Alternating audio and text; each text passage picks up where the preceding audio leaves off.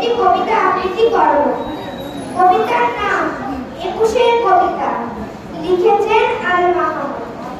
ফেব্রুয়ারি 21 তারিখ, দুপুর বেলার রক্ত বৃষ্টি নামে। বৃষ্টি কোথায়? পর্বতের রক্ত। হাজার যুগের সূর্য তাপে জ্বলবে এমন লালে, সেই লোহিতে দাগ হয়েছে কৃষ্ণচূড়ার দাগ। প্রভাত ফেরি মিছিল টানে ছড়াও ফুলের বন্যা, বিষাদ ভীতি গাইছে কত কিন্তু চিনতে নাকি সোনার ছেলে। কুড়িরামকে চিনতে